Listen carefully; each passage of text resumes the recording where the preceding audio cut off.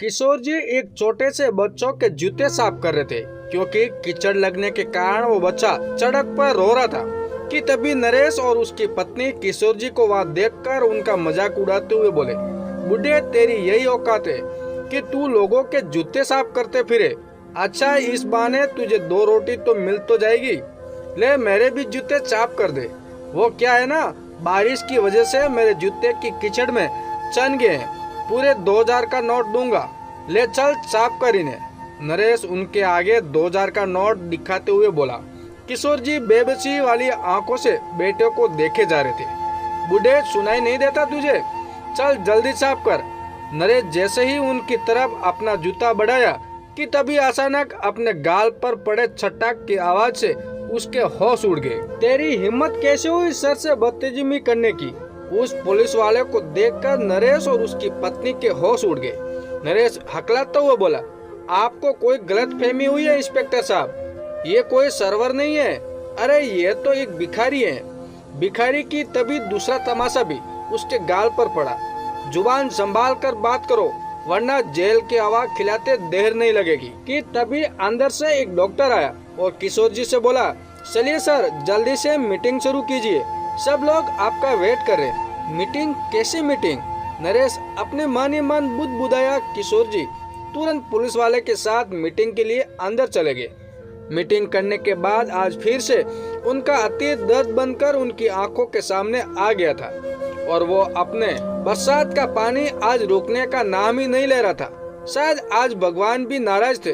और सड़क के किनारे एक टीन जिसके नीचे वही एक बुजुर्ग व्यक्ति जिनकी आंखें नहीं थी, वो अपनी छड़ी के सहारे कोने में एक थैले को बगल में दबाए हुए खड़े ठुठुर रहे थे क्योंकि पानी भरे होने के कारण बैठने की भी जगह नहीं बची थी। बरसात की तरह आज उनकी आंख का पानी भी रुकने का नाम नहीं ले रहा था। बेचारा वर्द किशोर जी बरसात के रुकने का इंतजार कर रहे थे। टीन में हुए छेदों से गिरते पानी के कारण वो पूरे भीग चुके थे और ठंड से कांप रहे थे।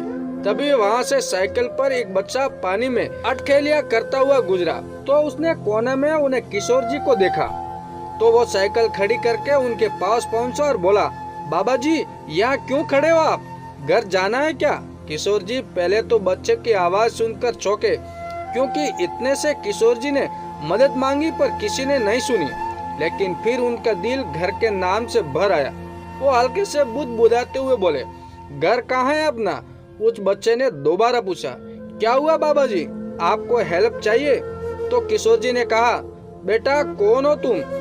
तो उस बच्चे ने करीब आकर कहा, बाबा जी मेरा नाम अर्जुन है, मैं तो बारिश में खेल रहा था, चलिए मैं आपको घर पहुंचा देता हूं। बच्चे ने बहुत ही मासूमियत से कहा तो किशोर जी ने नम आंखों से बोले, बेटा मेरा घर नहीं है और मैं देख भी नहीं सकता, मैं तो रात में यही सोता हूँ, लेकिन आज पानी यहाँ पर भी भर चुका है।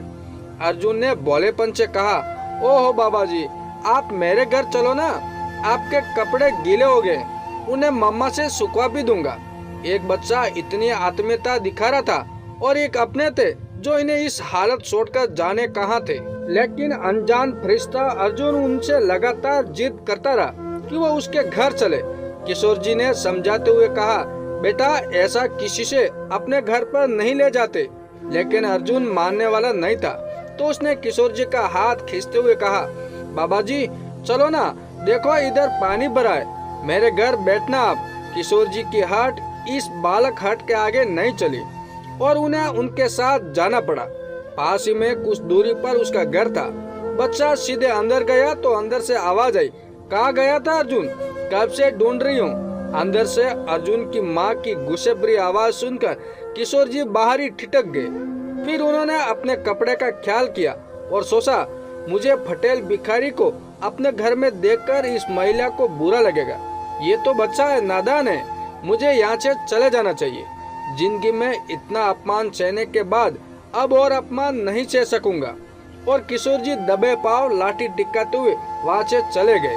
दोस्तों इसके आगे क्या हुआ अगले वाले वीडियो में देखेंगे। हमारे वीडियो ऐसे ही देखने के लिए हमारे चैनल को सब्सक्राइब जरूर कीजिए।